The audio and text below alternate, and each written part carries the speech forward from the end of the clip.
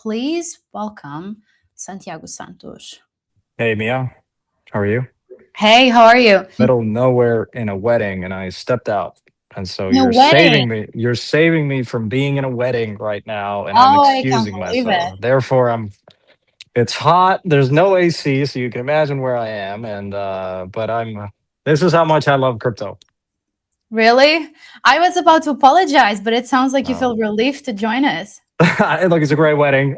Congratulations to both of them. But I have to, I have to. Every time you want to leave crypto, it pulls you right back in, right? And so there's no escaping the vortex. So here we are. So I'm excited to chat and see where this goes. And this is now Yeah. my third time on your podcast live. Yes.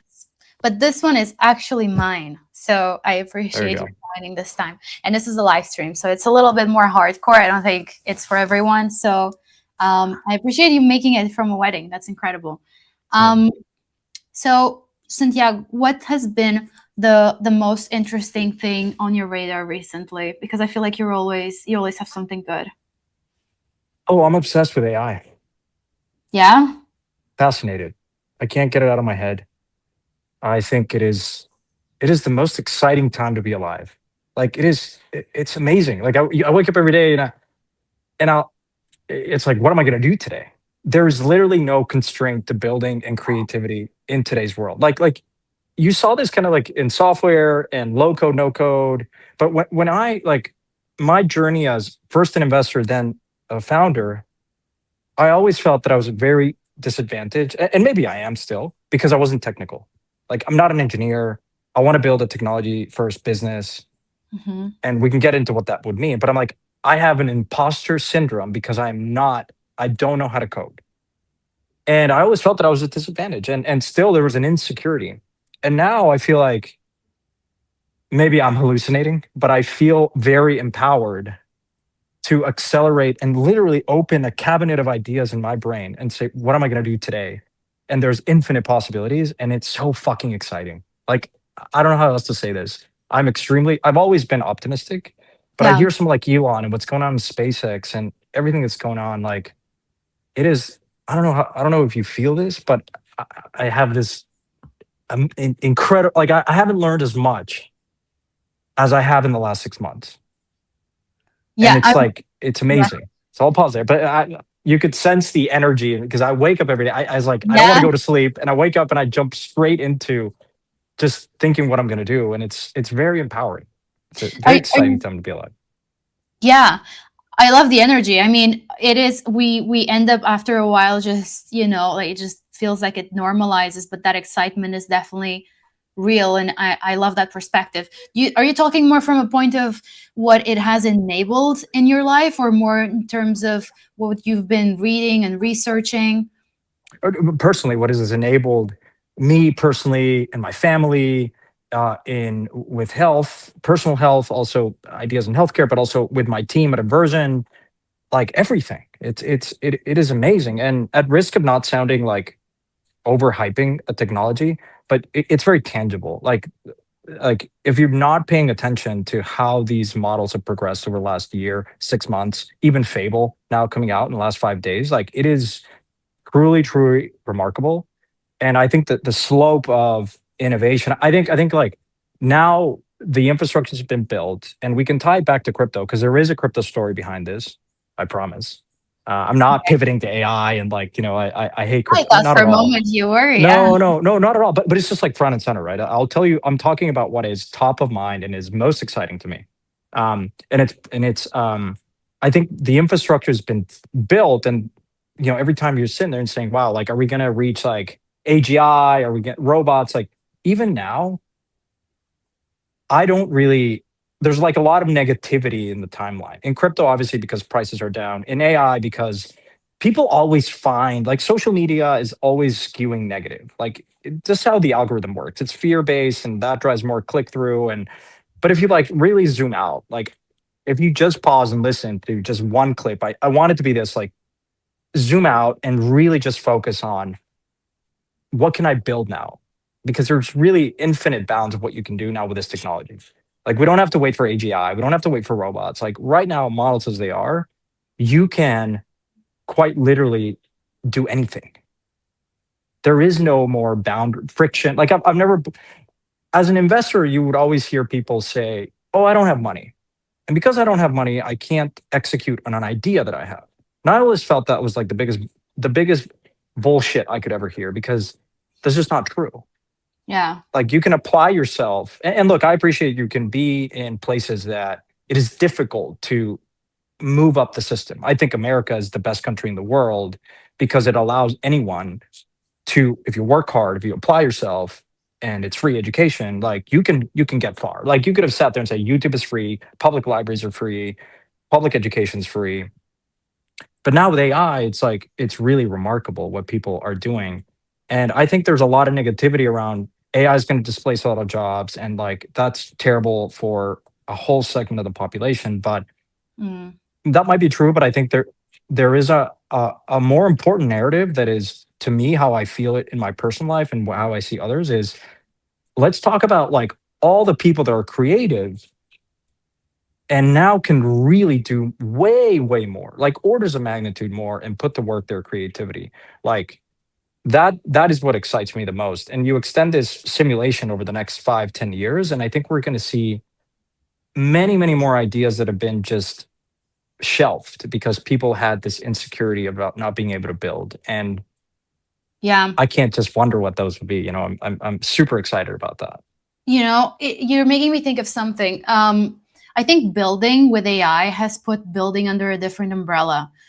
Where previously, like people would build for others, building for yourself, because building is becoming easier, is becoming more common. So, like a good example of this is my producer here that's been experimenting with building things, and it has been primarily for her own use, but I think that's enough. Like we don't need to the point where we're at, perhaps the things that we build are not necessarily to be commercial. Perhaps we're building stuff for ourselves to use, And that ends up being, like, if you look at the evolution of influencers for content creators, like it's no surprise that like some of the most popular artists in recent history have come out of YouTube pre AI. And Mhm. now you're here, you have like 10 years ago, 20 years ago, it would have required one or two orders of magnitude to have what we're doing right now, like a studio and content creation and live streaming. Like all of that has unlocked so many different professions, so many different revenue monetization, and people start doing it because they love it, right? And obviously crypto is important in this intersection of, like, barriers have come dramatically down. And now, for instance, if you're a content creator, you can get paid in stablecoins. And by the way, you can get paid in stablecoins much faster, and you can maybe circumvent the hacks of YouTube, right? If so to speak. Like Ansem, for instance, is, I'm paying attention to that because I guess to tie it to crypto. I promise we come here to talk about crypto. Like what is happening right now with the Ansem coin. I don't own it, but I just find it a super. Crypto's always been like a social experiment where like you tie social mimetic culture with money. And in Mm. that intersection, there's just been explosive both booms and busts of creativity in the way of meme coins, in the way of creator coins, in the way of obviously DeFi and NFTs. And I think we're at a moment in crypto where prices come down and, there's a lot of negativity in the timeline. But then you see something like the Ansem coin, and I can't help but wonder, but like, wow, that's pretty remarkable. Like you have a coin that is now worth, I don't know, like 200 million or 170 million. And he's like, I think doing interesting things like distributing those tokens to people that are their fans. And it's $100 million marketing budget. Like think about that for a second. He has like probably 100 mil. I saw on the time of today, he has $100 million of marketing budget in the way of tokens, like literally Yeah. one day to the other. Ansem 20 years ago, the Ansem of 20 years ago would have had to go to LA and would have had to beg and try to get into a studio and sign 20 or 30 or 50% of his earnings, lifetime earnings, to his agent. And that's no longer the case. What the caveat to that I will say is, because barriers have come down, it is just more difficult to capture attention. Yeah. Right. I, Right. I think on Ansem's token, like, I mean, given how quiet it is in the trenches, like if you launch a token and you have such a big audience, whoever is still around, there aren't many tokens being launched. So that would sort of be like the counter argument. I mean, I think it's genius. Oh, but like if you look at pump, like the number of tokens that have been launched in the bear market there continues to be a lot of tokens that are being launched. They're just not getting traction. Um, I This is something that maybe takes us in a direction that should be addressed when we talk about technology. Technology can be an incredibly centralizing force. Mm, Like if you look at the internet giants, the Max Sevens, like the amount of value that's been captured by Google, Facebook, Amazon, um, is very concentrated. And that technology does two things simultaneously. One, it radically lowers the cost of production, right? The cost to do this video streaming, the cost to surf the internet, the cost to do shipping, and all these things. At the same time, it really has concentrated value to a select number of companies that own the user relationship, whether it's a social media platform, a video streaming platform. Um, and crypto's always been kind of this like, let's resist that. Let's try to break that phenomenon in one way, shape, or another.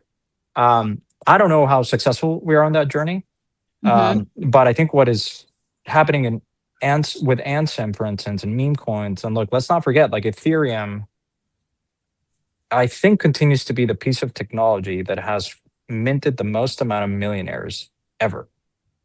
But is that something of the past? In what sense? Like Ethereum? Or the Mhm. phenomenon of like The phenomenon create? on Ethereum. No, well, crypto is very good for capital formation. Like anyone with an internet connection can now participate in this ecosystem that is experimenting a lot. And sometimes those experiments don't work out.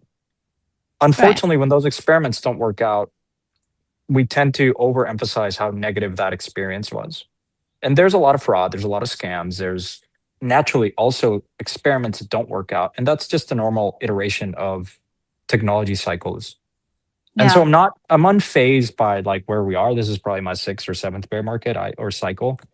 Um, but I think like it's so easy to sit and be an armchair analyst and say, you guys are idiots. You've invested 100 billion plus in venture and you haven't produced anything meaningful of scale of societal value. And these meme coins are just a distraction. Go back to building rockets like Elon. Like it hits hard. Have Like no, no stuff. They have no value. it hits hard. I'm not gonna lie. Like there's no sugarcoating. Like you see someone like Elon, like just apply himself and really just like full port his entire net worth into making SpaceX a reality. hmm It makes you wonder. Like, am I being the most productive with my life right now? I mean, to compare yourself with Elon Musk is perhaps a little bit crazy, but you could say that, like it is true that some people in the industry maybe give up on ideas. It was mentioned before here on the stream. Some people in the industry tend to give up on ideas more quickly rather than try to make them work. That is a fair comment. Do you Is think? that true though? Is that true? So like I wasn't listening to now the 3+ hours of stream, but Right. what was said that like people in crypto just leave as soon as prices go down? No, we're not talking about prices here. We're talking more from a startup perspective. So the idea was that there's a lot of crypto is great This is what was said pretty much. I'm in my own words now saying it to you. Crypto is sort of like a good playground to experiment and try things, but um, like these people that are trying to, I get builders would be pivoting from ideas much faster than like the kids that go to Silicon Valley and apply to IC and so on. No, Like that's it's not. I don't buy that argument at all. But let's look no, at no, I don't buy it. Let's look at the hard data. And I would characterize like launching a meme coin is not the same as starting a company in crypto. Let's right? make that distinction. Like the sample size, like the denominator needs to be calibrated by actual people building like teams, not just like going on pump and launching a meme coin. Now, Hmm. a meme coin can turn into a project, and that's sort of an interesting idea that I'm not dismissing from a capital formation standpoint. But I lived in San Francisco. There's like there's plenty of. I mean, startups are hard, right? In Yeah. crypto and outside of crypto, crypto obviously has introduced a bit more um, uh, challenges, so to speak, right? But let's not forget, like if there's been like phenomenal successes in crypto that I think we should celebrate, we should champion. And people might have heard me talk and be critical about valuations, but I continue to believe that Ethereum is one of the most fascinating coordination networks that have been created in literally in the history of humanity, and coordinating a disparate set of participants and community to, like, you know, implement, like, the merge, for instance. Like, holy shit. Mhm. Like, it took years, but it was done, and it was a Herculean effort, like, when money's involved. And like, it's on par with, like, some of the more biggest feats of, like, governments, right? And formation, like, coordinating a species is an incredibly hard thing to do. Crypto pretends to do that, and pretends to do that with, like, interesting cryptographic and economic incentives. We're super early still in this journey, and I really respect and salute the people that are here, that kind of, like, as a builder, you have to put aside, but you can't ignore a community that screams at you because prices go down, and just continue to power through it. Like, hats off, because it's super, super hard for everyone building in crypto. It's startups are hard in of themselves.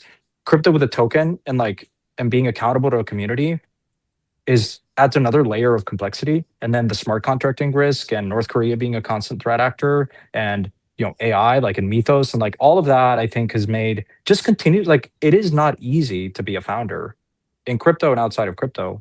Yeah. But I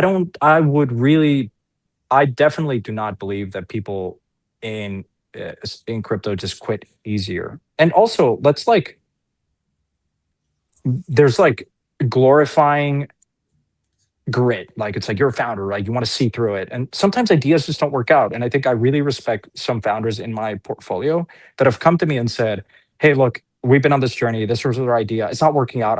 I just generally am going to return capital to you. If I start something new, I may call you." And Yeah. more of that should happen. There's a great book by Angela Duke, I think, that is, she has grit, and then she has quit. And no one ever teaches you when to quit, because there's this fear that if you quit, you're going to be deemed a loser, and you're going to be a rage quitter. But I think there's a lot of value in recognizing, look, the world changes, the world constantly changes, it's changing faster and faster, and I think you just have to adapt. And we should celebrate. I think what makes the US and maybe Israel, maybe China, some of the best places in the world, but definitely Silicon Valley. The Yeah. reason Silicon Valley is Silicon Valley is because you can fail, and it's okay. In fact, it is celebrated. It's like, if you're not failing, you're not taking enough risk. And the biggest risk is not taking enough risk. And so I think that crypto has a lot of that, like, risk-taking energy. Um, and we should celebrate that. When you look at venture deals in crypto and Web3, whatever you want to call it, do you think it is time to restructure them? Like, do you think, because I've seen the comments around this arising. I wouldn't call it a trend, but I've seen it quite a bit. You mean So the token versus equity discussion that is happening on? right, but I would take that question beyond. Like, maybe you have your own idea of how we should have always been. I would love to hear your thoughts on that. Yeah, in a perfect world, yes, you only have one instrument that accrues value. And that's what Ethereum is. Like, the base layers are that. That's why they're successful, I would argue. Mm, Like, they made it explicitly clear that there was a token, and that value would accrue to the token, because the token acts as the mechanism to coordinate. Like, it is so embedded in, you pay in ETH, you raise money in ETH, like NFTs are denominated in ETH, as is you pay in Solana. And there have been some evolution of the narrative of what it means to hold this instrument, whether it's like an oil, like Bitcoin's gold, Ethereum is oil, or for this internet superhighway, right?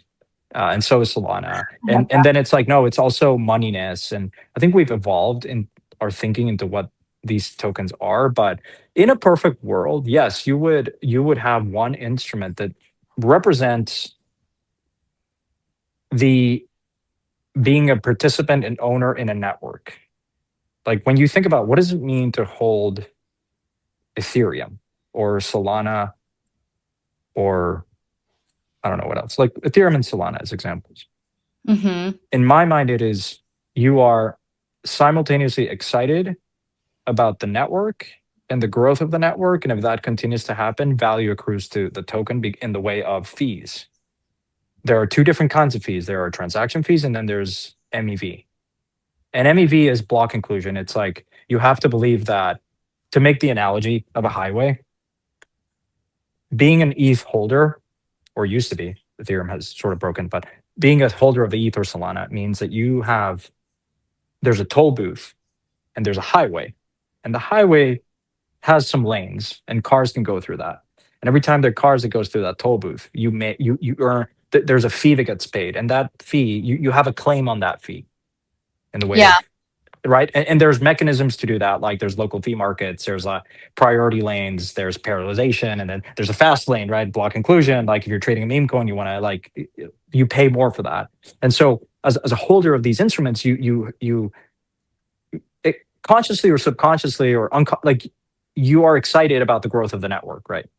Along the way, that broke down for Ethereum because there were L2s and the roll-up roadmap was just broke the value accrual to Ethereum, and that is just a I think reality. better solutions arise, right? Like as technology evolved, like uh, ultimately, I'm a big believer that the crowd will go where it's the easiest, cheapest, fastest, whatever. So despite the people that had the hardcore values of decentralization obviously stick to Ethereum. And also if you've been heavily invested in building some, if you've been building a castle for 5 hours, you don't want it to be turned down so quickly. So I think there's a lot to But that but but around. but but on that, but yes, but then why do you see some of the strongest ETH community members launch an L2 and launch their token? I I think think this, if let me, since you asked, yeah. I think L2s are a reflection of I like it, but a little bit different. I like that, but not really like that. And there's a lot of that, and it just feels like a plug in a wall with multiple things on it, instead of just having like a clean one Mhm. thing in the socket. Um, Yeah. that's sort of how I see it. I don't think, listen, I'm not against Ethereum, but I think my view is that Ethereum has gone through like maybe a personality crisis. Like its position is uncertain for someone coming in new. Of course, if we've been around for a while, it seems very obvious.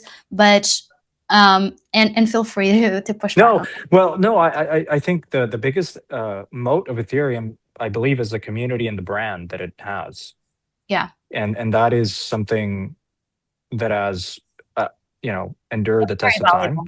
Yeah. The community, developer kind of community, continues to be strong, and yeah, just to be fair, I do think that eventually, if you were a builder, you realized, hey, there's all this traffic in the highway. I need to figure out a solution because I can't deal with traffic. It's like if you live in LA, you need to get to work and it's like 5 hour delays. Like you have to figure out a different means to get to work. I think that was, I don't mean to portray like L2 builders, because I've invested in many of them, as like just like value extractive to Ethereum itself. I think these are genuine people that try to figure out a way to make Ethereum great, um, and continue to, How but let me put a question here because I think it's interesting. How do you think what do you think it would take Ethereum to do to sort of get people back in? Like what would it take for Ethereum to do for people that are super into Solana and hmm. other ecosystems to come back to Ethereum, or to come for the first time? They'll be like, undoubtedly, this is the best. Well, let's not forget, most of the value continues to be in Ethereum and secured by Ethereum. So this idea that people have left, I think personnel have left to Tempo and other ecosystems, and uh, I think I'm excited about the galvanization of the community in the way of like Joe Lubin and some of these other like factions. I think the Ethereum Foundation just had too much going on. Like Consensus had too much going on, and Hmm. you just needed like a more, um,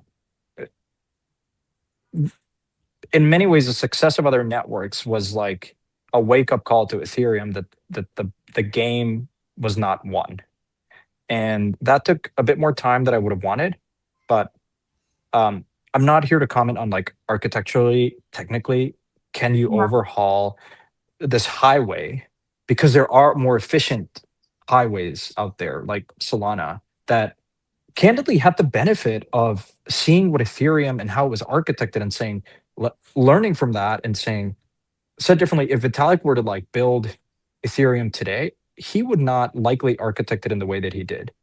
And that is just the evolution of trial and error of especially open source technology, right? Like you would hear builders in Solana say, hey, we're going to learn what Ethereum kind of did and understand what was going on there, and saying, okay, maybe local fee markets are interesting. Parallelization needs to happen. Like, and my view as an investor is that first mover advantages are overrated, Mm. incredibly overrated, Yeah. like as a moat. Uh, I don't know. I don't want to, I'm not the best person to comment on whether Ethereum can re-architect its fundamental like building blocks to uh, um, compete without the need to leak value to L2s, because the position was made that like you needed to have L2s and L3s and like roll-ups to scale Ethereum. That I think Vitalik conceded earlier this year, saying, look, that was, L2s like really need to probably like Ethereum as an L1 should tax L2s more. Like the taxation is Mm. off, right? Like if you have, it's like if you're a state, like you hear people talk about these networks as governments, and you're like, okay, well, if you're the US federal government, like Ethereum L1, you should probably tax 30%, and then states tax like some states like Florida tax 0, and Texas, and then California taxes like 10. So I think that's we should study. I always believe that if you study history and other ecosystems and other disciplines, you can even nature, in biology, you can start thinking about how things should order themselves. And analogies are imperfect, of course, but I think, to me, that's how I have thought about Ethereum as a federal state broken, because it's not collecting as much tax. It's providing so much security to L2s, but it's not collecting enough tax. And the sole usefulness of governments, and as is with Ethereum and other base layers, is to provide security, right? Guarantees that, like me, if I'm sending you money and it settles in the blockchain, it is an immutable record of transfer of value. No one can corrupt it. You need a lot of value to stake. And that is a lot of security. Ethereum has the most out of any other system other than Bitcoin. And I think it is a very sustainable method, because Bitcoin, not to open a whole nother can of worms, but like no one really wants to address the elephant in the room, the Bitcoin. What happens when all the Bitcoin get minted, when you have 90+% of the economic incentives for miners in the way of block emissions? What happens when that goes away? Are you I, going to drive up fees high? And what does that happen? What mm. happens then? I was concerned that at some point someone would own more than 50% of it, and if that would have an impact. But then when Michael Saylor sold, I was like, okay, maybe we're too far from that. Like maybe that's not. Well, but Michael Saylor is going to be an afterthought in many ways. Like whatever ends up happening with MicroStrategy, he owns 5%, less than 5% of all Bitcoin in circulation. So it is certainly I believe the largest, other than Satoshi, holder of Bitcoin. But it is, in the grand scheme of things, inconsequential. It might hurt. It might like cause a lot of. It is, I think, stirring up a lot of um, uh, calamity in the market, so to speak, because he said he would never sell, and now it appears that he Yeah. he will have to probably sell, or is selling, but I'm not worried about in the Give long me. term. We've been talking about a lot of stuff that obviously some of it the audience will agree, some of it they will disagree, but it's very familiar. Give me a piece of information that is new, something that you've learned Right. recently, something you've been excited. Oh well, I started telling you what I was excited about. Yeah. Like I think we'll cure some of the major diseases in the next 10 years. Hmm. Cancer. Like cancer. Yeah. We'll do like we'll it was a computational problem. Like you have a lot of data and now you can use a lot of historical data to, you know, sequence and do protein unfolding and like and look at old clinical trials and do relationships between data sets that were impossible because you had one like you have one scientist that is siloed. Like the problem with science is that like you have one scientist that like develop his entire identity in academia in the lab by saying like this is my theory of aging, this is my theory of what causes dementia or Alzheimer's or obesity or what have you, and you really had to, and you had a funding problem, but and a lot of that was like it's incredibly expensive to run clinical trials, but like there's a lot of coordination problems in in in the world of academia. There's a lot of coordination problems in the world of pharma. But what AI has allowed us to do is like you have now the ability to look at historical data and make interesting inferences about that data, and that is remarkable. Like in a prior life, I was at a health startup called Elysium. We were studying aging. Like we still don't know why quite literally we die. There's some Mhm. theories, and one of them is by Lenny, who started this company called Elysium, and I had the great fortune of just being there for a couple of years. And it was like before the Brian Johnsons of the world like came around. Like Lenny's been studying aging, for his entire career, and I feel like that is just going to explode in a very positive way because um, it now requires like look at what's happened over the last 6 months. You have like this guy in Australia that his dog had like I think a rare form of disease. I think it was a cancer, and he like just applied himself with some knowledge of biology, but like really just used I think it was Claude or OpenAI or Chat, and then he built a vaccine for his dog, and he had to overcome some like real like constraints of like government regulations that really didn't make much sense, but he got through it. He had a lab to build the vaccine. He administered that vaccine to the dog and he basically cured it. Like the tumor like just went away. You look at that and you say like, and then if you study history, most of the greatest discoveries were made by people that were not experts. They Mm. were discoveries that were made by people that were just a bit too crazy, like Elon, and say, I'm going to challenge the current norm and like totally be crazy and be deemed crazy and be willing to risk it all and my reputation and say, I'm gonna put it all on the line. And that's, I think, like that's what I talk about. Like creativity is going to really explode because Yeah. now you really radically lowered like the bid and the ask is just collapsed. Like people that are crazy enough to just, I want to cure my dog. He's a cancer, and I'm going to figure this out. Like stem centrics, penicillin. Like just look throughout history. Like all of these discoveries have been possible, and and I think like crypto is interesting because I will always tie to crypto is there is a potential here to fund these ideas much faster with internet capital markets because Mm. that is like I'll tell you like Elysium, for instance, we had I think it was like up to 12 Nobel laureates. And one of the biggest shocks while I was there was I would have thought that all these people that were like at the peak of their profession have no problem getting funded because they are the best. Like if you're a Nobel laureate, you have excelled in your discipline. Like you're the elite in academia.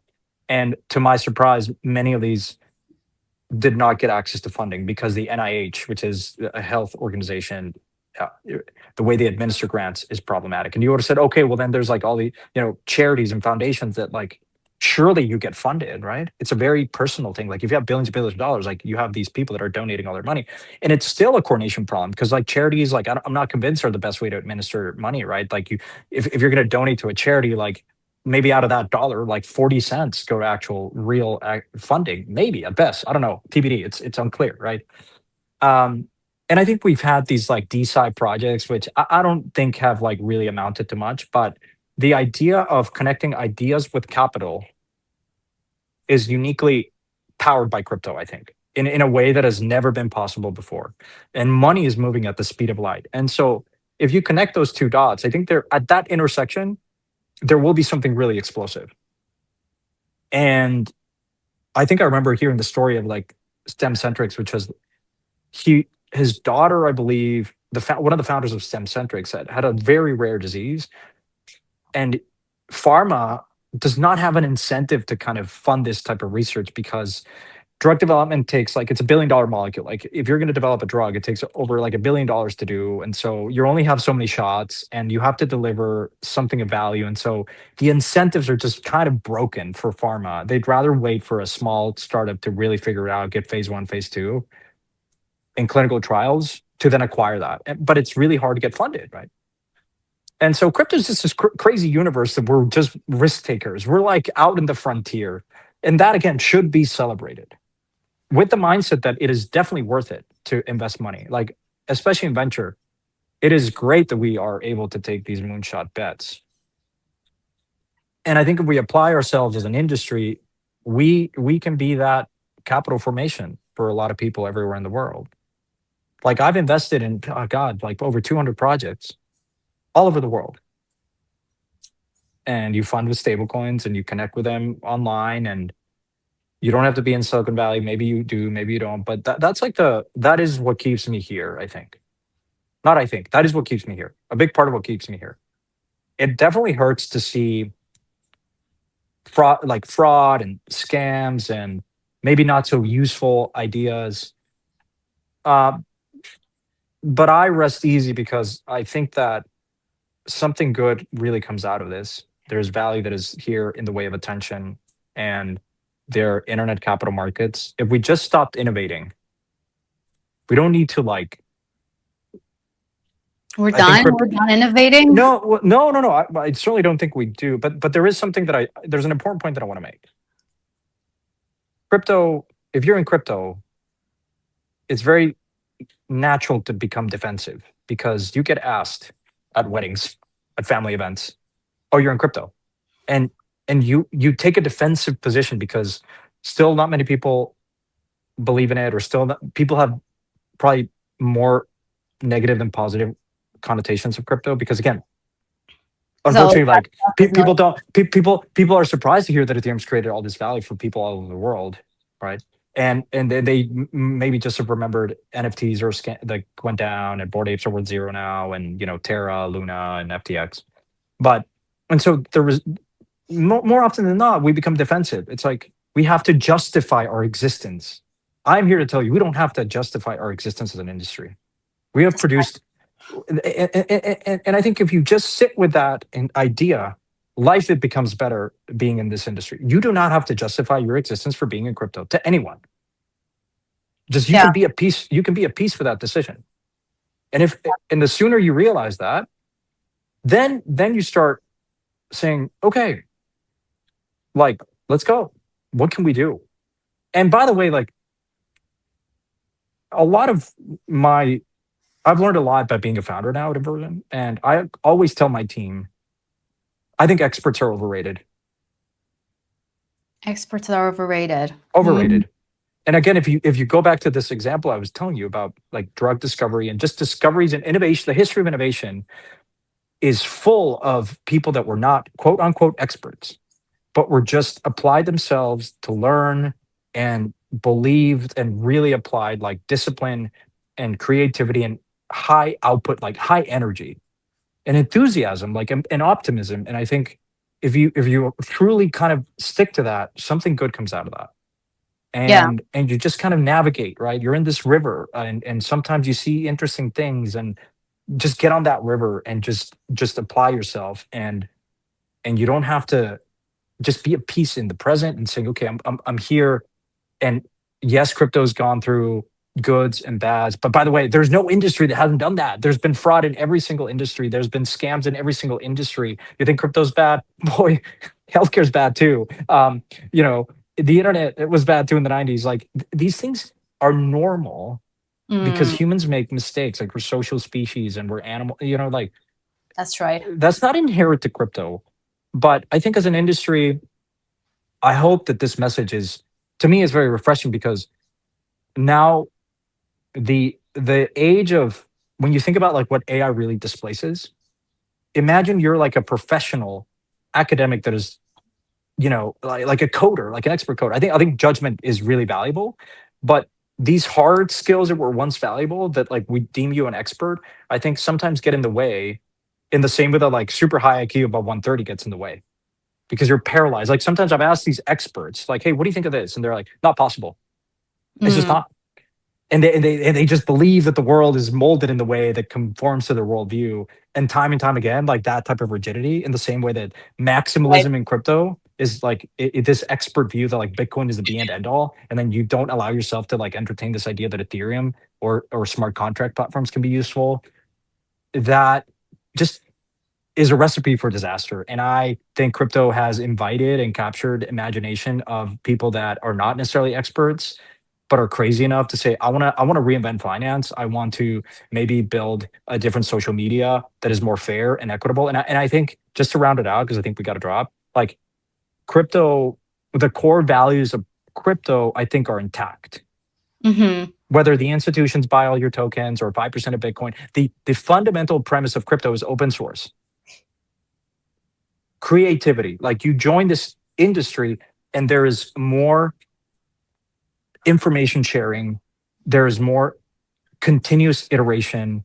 Sometimes you learn that the hard way through a hack or some event, but it is open source has always been, if you study history, has always led to a faster compounding rate of innovation. And sometimes that requires just, it hurts when you fall and it hurts when you hurt yourself, but that constant iteration, and then you tie capital to it in the way of like internet capital markets, and like you're just iterative, right? And Yeah. it's like that meme, and like you're just chipping away, like, okay, we're gonna build like internet capital markets, and now we have tokenized stocks, and now we have hyperliquid and stuff on chain, and it's working. Holy shit, like we had fees that were really high, now they're not. Okay, what else we can do? Okay, we can bring perps on chain, and oh, by the way, now there's price discovery, and like the SpaceX IPO and the Cerebras IPO are all like being priced in these markets that are on chain. Like sit with that for a second, and if you are here saying that this technology is not going to be useful, you simply are not paying attention. Yeah. Santi, it's been a pleasure to have you. Your energy is amazing. And I feel like you just brought I feel like crypto is up now after listening to you. You're really good at bringing on the energy and the right motivation, the right mindset to really stick through it, because it is true. Like, It's not like it's not it's not meant to be easy. It never it's not has. meant to be. Anything that is worthwhile is not meant to be easy, but it's worthwhile, and so that's why you do it. And I think crypto is very Right. much worthwhile. So thank you for having me. I'm going to go back to this wedding before they kill me. Thank you for But joining great to be from the here. wedding. It's been great. Thank Yes. you so much. Thank you. Take care.